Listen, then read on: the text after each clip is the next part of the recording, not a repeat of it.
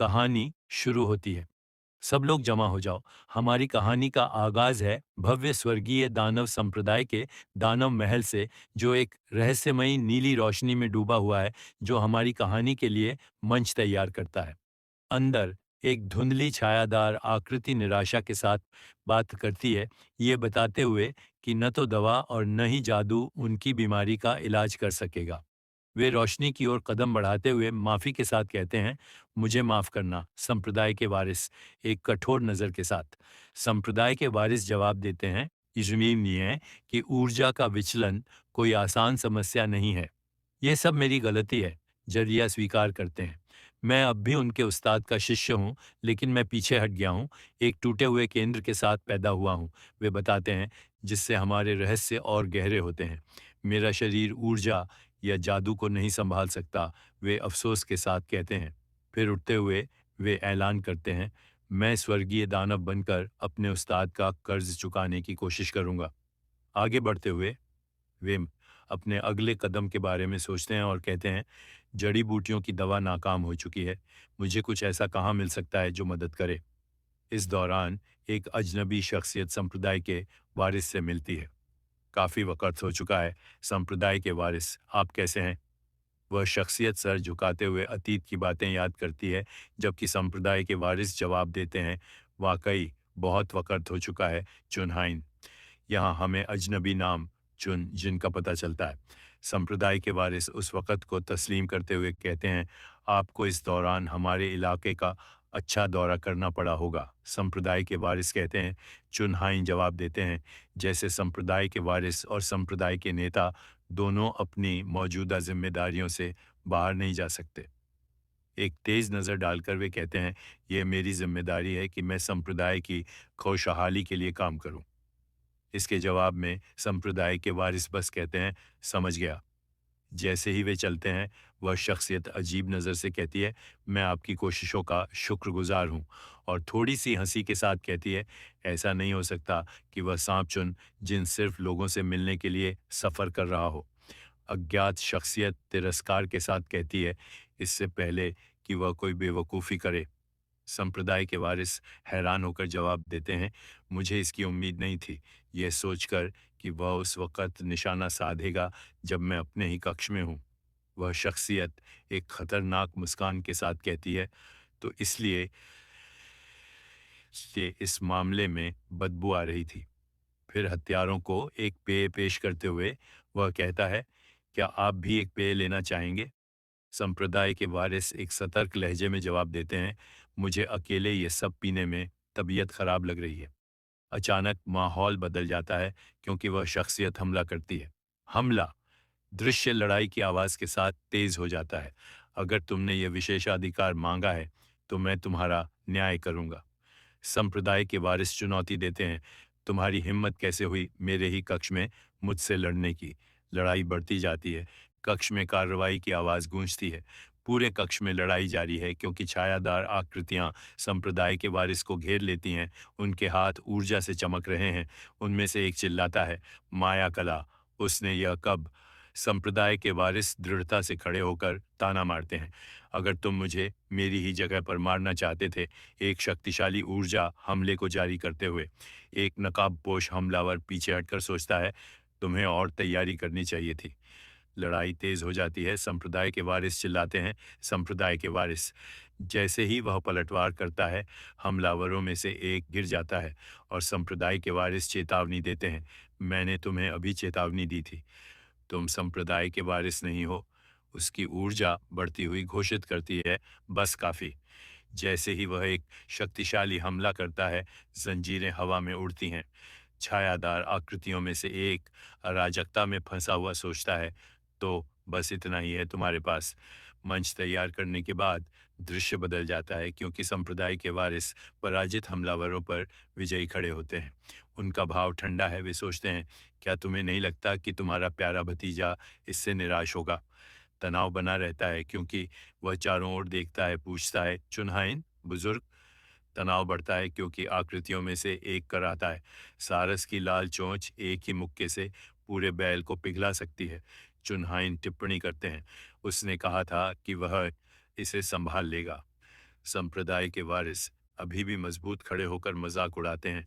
वह एक प्याला पीने के बाद भी हंस सकता है। माहौल और गहरा होता जाता है क्योंकि कोई चिल्लाता है, वह एक राक्षस है। संप्रदाय के वारिस बेपरवाह होकर बताते हैं, अगर मेरा शरीर पूरी तरह से ठीक होता तो मैं उसे अपमानित किए बिना नहीं छोड़ता। कितना अफसोसजनक। दृश्य बदल जाता है जिसमें संप्रदाय के वारिस निराशा व्यक्त करते हुए परिणाम दिखाते हैं। तुम हैं, मुझे भी अफसोस है कि मैं तुम्हारे सपने पूरे नहीं कर सका। वह आगे कहते हैं, कोई रास्ता नहीं है कि मैं बस खड़ा रहूं और इस अनाथ को, जो मार्शल आर्ट भी नहीं सीख सकता, हमारा अगला नेता बनने दूं। मेरे वरिष्ठों ने तो मुझे इसकी इजाज़त भी दे दी थी। कार्रवाई फिर शुरू होती है। एक आकृति सोचती है, हम, क्योंकि लड़ाई जारी है। संप्रदाय के वारिस अराजकता का निरीक्षण करते हुए टिप्पणी करते हैं, हमारे बुजुर्ग सच में डराने में काफी आसान है। आखिरकार वह एक मुस्कान के साथ स्थिति का सामना करता है। तुम मुझ जैसे एक बच्चे पर हमला करने वाले हो, मुझे जहर पिलाने के बाद। संप्रदाय के वारिस एक बेपरवाह लहजे में कहते हैं, हम बस ये बातें जारी रखो। फिर वह चुनौती देता है, अगर तुमने संप्रदाय के वारिस के रूप में अपनी भूमिका निभाई होती तो यह। उसके शब्द कट जाते हैं क्योंकि वह मांग करता है, इसके पीछे कौन है? तनाव बढ़ता है क्योंकि वह चारों ओर देखता है भ्रमित होकर। क्या वह आगे कहता है, बातों को जोड़ते हुए, तुम किस बारे में बात कर रहे हो? यह बुजुर्गों और मेरे अभी भी जीवित बर्फीले काले आत्मा और खोपड़ी के उस्ताद का फैसला था। उसके सामने की आकृति अविश्वास के साथ जवाब देती है, मुझे पता है कि तुम में ऐसा करने की हिम्मत नहीं है। संप्रदाय के वारिस अब और गंभीर सवाल पूछते हैं, क्या यह बिजली का उस्ताद है? क्या यह दानव इकट्ठा करने का उस्ताद हो सकता है? वह आकृति इनकार करती है, नहीं। संप्रदाय के वारिस फिर अनुमान लगाते हैं, यह हमारे दिव्य संप्रदाय के बाहर से एक आदेश है। तुम बुजुर्ग बहुत दूर चले गए हो मुझे मारने के लिए। एक ठंडी मुस्कान के साथ वह आगे कहता है, क्या उस्ताद भी अब तुम्हारे कर्मों के कारण मर गए? दृश्य तेज हो जाता है क्योंकि वह आकृति गुस्से में चिल्लाती है, किसकी हिम्मत हुई ऐसा करने की? टकराव बढ़ता जाता है, उनके चारों ओर ऊर्जा बढ़ती है। लड़ाई जारी है, हवा में ऊर्जा चटक रही है। संप्रदाय के वारिस एक पल की अनुभूति में कहते हैं, तुम्हारी प्रतिक्रिया देखकर लगता है भी है कि मैं सही हूँ। वह सही है। फिर वह दृढ़ विश्वास के साथ कहता है, उस्ताद, यह वह शख्स लगता है जिसके बारे में आप हमेशा बात करते थे। उसका गुस्सा भड़क उठता है क्योंकि वह आगे कहता है, इस कमीने ने आखिरकार हमारी पीठ में छुरा घोंप दिया। दृश्य लड़ाई की आवाज से भर जाता है। चिट। जैसे ही लड़ाई तेज होती है, संप्रदाय के वारिस अराजकता के बीच दृढ़ संकल्प के साथ कहते हैं, तुम्हें कितना भी नापसंद क्यों न करूं, हमने एक ही उस्ताद के तहत प्रशिक्षण लिया और तुम अब भी स्वर्गीय दानव दिव्य संप्रदाय के कार्यवाहक नेता हो। फिर वह धमकी देता है, मैं अपने ही हाथों से तुम्हारा जीवन समाप्त कर दूंगा। वह आकृति बेपरवाह होकर एक मुस्कान के साथ जवाब देती है, तुमने यह सब पहले से ही योजना बना लिया है? क्या तुम्हें सच में यह दिखावा जारी रखने की जरूरत है? संप्रदाय के वारिस एक ठंडी मुस्कान के साथ जवाब देते हैं, बेशक तुम्हारी बुद्धि की कमी ही तुम्हें बाहरी ताकतों का कठपुतली बनाती है। तनाव चरम पर पहुंच जाता है क्योंकि वह आकृति चिल्लाती है, तुम्हारी हिम्मत कैसे हुई यान वू, तुम आसान मौत नहीं मरना चाहते। लड़ाई तेज हो जाती है, जस्ट की आवाज हवा में भर जाती है। वह आकृति दर्द में कराहती है लेकिन भरोसा दिलाती है, चिंता मत करो, मैं तुम्हारी गलतियां सुधारूंगा और ये सुनिश्चित करूंगा कि संप्रदाय समृद्ध हो। संप्रदाय के वारिस एक जानती हुई नजर के साथ बस हंसते हैं। हौह। संप्रदाय के वारिस उन्मादी रूप से हंसते हुए मजाक उड़ाते हैं। कुह, हा हा हा हा। लड़ाई की अराजकता के बीच वह आकृति अब बुरी तरह से घायल, दर्द और दृढ़ संकल्प के मिश्रण के साथ कहती है, तुमने मुझे इतने लंबे वक्त तक सहन किया। संप्रदाय के वारिस बेपरवाह होकर जवाब देते हैं, फिर भी तुम मुझे नहीं जानते। अगर तुम मुझे मारना चाहते थे तो तुम्हें एक बात याद रखनी चाहिए थी। दृश्य बदल जाता है क्योंकि वह आकृति अब जमीन पर है। सवाल करती है, अब जब तुम्हारा वक्त आ गया है तो तुम्हारा मुंह बेचैन लगता है। संप्रदाय के वारिस एक भयावह मुस्कान के साथ जवाब देते हैं, क्या? जैसे ही लड़ाई जारी है, संप्रदाय के वारिस एक विजयी चिल्लाहट के साथ एक दानव ड्रैगन तलवार प्रकट करते हैं। ऊर्जा बढ़ती है क्योंकि वह इसे चलाता है। तुमने ये शक्ति कब से छुपाई हुई है? वह आकृति अब सदमे में चिल्लाती है। ह्यून ने पहले ही इतनी रहस्यमय शक्ति इकट्ठा कर ली है। क्या यह संप्रदाय के वारिस एक भयावह मुस्कान के साथ बताते हैं, मैंने अपना सब कुछ दानव ड्रैगन तलवार में डाल दिया है, जिसमें पहले स्वर्गीय दानव की इच्छा है। दृश्य शक्ति की आवाज भी से भर जाता है। जिट। जैसे ही ऊर्जा तेज होती है, संप्रदाय के वारिस उन्मादी रूप से हंसते हैं। जब मैं तुम्हारे हास्यास्पद हमलों से बचाव के लिए जरूरी सारी ऊर्जा इकट्ठा कर रहा था, वह आकृतियों के प्रयासों का मजाक उड़ाता है। बुजुर्ग, रक्षात्मक मुद्रा अपनाओ, अपनी आंतरिक ऊर्जा का उपयोग करो। वह आकृति निराशा में चिल्लाती है, जल्दी करो।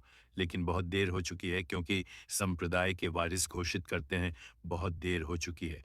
एक विनाशकारी हमला करते हुए आत्मा दहन नरकाग्नि कला दृश्य शक्ति से फट जाता है। हमले की आवाज हवा में भर जाती है। झिट। वह आकृति पीड़ा में चीखती है, आह। जैसे ही ऊर्जा उन्हें अभिभूत कर देती है, वह आकृति दर्द में डूबी हुई एक खून जमा देने वाली चीख निकालती है, आह। संप्रदाय के वारिस अपनी जीत में आनंदित होते हुए अपना हमला जारी रखते हैं। उनके हमले से निकली ऊर्जा दृश्य को अभिभूत कर देती है। बूम। परिणाम दिखाया जाता है, जिसमें दानव महल ऊंचा खड़ा है। ऊर्जा का तूफान शांत हो रहा है। लड़ाई से हुई तबाही का खुलासा हो रहा है। अंतिम विस्फोट की आवाज गूंजती है। झिट। जैसे ही दृश्य काला हो जाता है, दृश्य एक चिंतन के क्षण में बदल जाता है, क्योंकि वह आकृति अब पराजित सोचती है, मेरा जीवन कितना भी दयनीय क्यों न रहा हो। विनाश के बीच उसके विचार जारी हैं। मुझे उम्मीद नहीं थी कि मैं इस तरह मरूंगा। संप्रदाय के वारिस उसके ऊपर खड़े होकर ठंडे स्वर में कहते हैं, बर्फ। वह आकृति निराशा की हंसी के साथ स्वीकार करती है, यह बिल्कुल उस दिन जैसा है। हा हा हा। संप्रदाय के वारिस कोई दया नहीं दिखाते हुए कहते हैं, मैं तुम्हें यहीं छोड़ दूंगा, तुम भूत। उस आकृति को आखिरी चुनौती देते हुए देखकर जवाब देती है, अगर तुमने ऐसी झूठी बातें कहीं कि मुझ पर फिर से बुरी आत्मा का साया है, तो मैं ये सुनिश्चित करूंगा कि तुम्हारा बुरा वक्त करता है। संप्रदाय के वारिस बेपरवाह होकर बताते हैं, मैंने सुना है कि उसका निचला केंद्र भी टूटा हुआ है। दृश्य एक युवक को आकाश की ओर देखते हुए दिखाता है। सोचता है, हम एक टूटा हुआ केंद्र वाला अनाथ जो दावा करता है तब ये है कि वह भूत देख सकता है। अगर मैं उसकी जगह होता तो कब का खुद को मार लेता। वह युवक अपने अतीत पर विचार करते हुए सोचता है, मैंने बस वही कहा जो मैंने देखा, लेकिन मुझे सिर्फ नफरत मिली। वह ऐसे घटिया संसार को सहना जारी रखता है। दृश्य एक स्मृति में बदल जाता है, जिसमें एक हाथ पहुंचता हुआ दिखाई देता है, फिर वर्तमान में वापस आ जाता है जहां वह चढ़ रहा है। जिट। वह बड़बड़ाता है, उस व्यायाम से मुझे भूख लग गई। मुझ में सच में टिके रहने का धैर्य है, क्योंकि वह एक दुश्मन का सामना करता है। चिल्लाता है, क्या तू कमीना। और फिर ये ले। उसका दृढ़ संकल्प साफ ये है, क्योंकि वह हाँफते हुए चढ़ता है। हफ हफ। वह मन में सोचता है, इन लोगों को भी नहीं पता कि कब हार माननी है। दृश्य उसके दृढ़ चेहरे के क्लोजअप के साथ समाप्त होता है। वह युवक अब भूतिया आकृतियों का सामना करते हुए सोचता है, तुम्हारी तरह खोई हुई आत्माएं। भूत उसे घेर लेते हैं और वह चुनौती देते हुए चिल्लाता है, यहाँ से निकल जाओ, चले जाओ। आत्माओं में से एक टिप्पणी करती है, तुम्हारी आंखें खास हैं। वह अपने अतीत पर विचार करता है, जब मैं पैदा भी नहीं हुआ था तब भी मैं जीवन की ऊर्जा को महसूस नहीं कर सकता था। दृश्य उसे फटे हुए कपड़ों में दिखाता है। वह कब से वहाँ है, मैं उसकी उपस्थिति भी महसूस नहीं कर सका। महंगे दिखने वाले कपड़े, वह आगे कहता है, और फिर और भी महंगी दिखने वाली तलवार। एक स्मृति चमकती है, यह जगह जंगल के रास्ते से बहुत दूर है, इसलिए अगर वह खास तौर पर मेरे लिए आता है। वह आत्माओं से बात करता है, ओ हा हा, तुम्हारी मेरी शापित आंखों में दिलचस्पी होनी चाहिए, इसे अपनी मर्जी से ले लो। दृश्य एक व्यापक दृश्य में बदल जाता है, जिसमें पाठ दिखाई देता है, एक ऐसा जीवन जहां नफरत और अनादर मिलना इतना स्वाभाविक है। वह कहता है, मैं इसे बर्दाश्त नहीं कर सकता। एक आकृति पास आती है और कहती है, तुम मार्शल आर्ट के उस्ताद जैसे दिखते हो, विरोध करने से क्या होगा। वह युवक जवाब देता है, मुझे अपने जीवन के 2 टुकड़े होने से कोई ऐतराज नहीं था। वह आकृति आगे कहती है, मुझे नहीं पता कि क्या ये आंखें तुम्हारी शक्तियों के लिए दवा का काम कर सकती हैं, लेकिन इन्हें निकाल लो, उबाल लो या भून लो, तुम जो चाहो कर सकते हो। वह युवक एक निराश नज़र के साथ कहता है, वो आंखें कोई अभिशाप नहीं है। वह युवक उस आकृति की ओर देखते हुए कहता है, वे एक वरदान है। वह आकृति बताती है, तुम्हारे जैसे कुछ लोग धन्य ऊपरी ऊर्जा केंद्र या अपनी आत्मा में एक खास लकीर के साथ पैदा होते हैं। वह आगे कहती है, और उन बच्चों ने हमेशा महान काम किए। वह युवक सोचता है, वो शब्द इतने मीठे थे कि झूठ लग रहे थे। वह आकृति आगे कहती है, तुम दुनिया में किसी से भी ज्यादा खास बनने की क्षमता रखते हो, लेकिन उससे भी ज्यादा। वह युवक बीच में टोकता है, क्योंकि मैंने पहली बार अपने जीवन में गर्मी महसूस की। फिर वह आकृति पूछती है, तो क्या तुम मेरा पीछा करोगे बच्चे? वह युवक कुछ देर खामोश रहने के बाद जवाब देता है, हाँ। दृश्य बदल जाता है, जिसमें एक आकृति कहती है, तो जिस पल हम मिले उसकी याद में क्यों न मैं तुम्हारा नाम वूई रखूं। वह युवक, जिसका नाम अब वूनी है, जवाब देता है, मुझे जीने का एक कारण मिल गया। दृश्य एक चिंतन के क्षण में बदल जाता है, क्योंकि संप्रदाय के वारिस अब बुरी तरह से घायल कहते हैं, मैंने अपने उस्ताद की मदद करने के लिए जो कुछ भी कर सका किया। वह आगे कहते हैं, लेकिन मेरे इस घटिया शरीर के कारण मेरे उस्ताद ऊर्जा विचलन की स्थिति में चले गए। वह मन में सोचते हैं, यहाँ मौत को स्वीकार करना बहुत दयनीय होगा। उन्हें अपनी हालत की गंभीरता का एहसास होता है, मेरा शरीर धूल में बदलने वाला है, मैं कुछ भी करूं मेरा शरीर जीवित नहीं रह सकता। दृढ़ संकल्प के साथ वह घोषणा करते हैं, तो फिर एक ही रास्ता है। दृश्य उन्हें एक शक्तिशाली तकनीक करते हुए दिखाता है, जिट। जैसे ही वह निषिद्ध कला को सक्रिय करते हैं, पुनर्जन्म की आदिम दिव्य कला।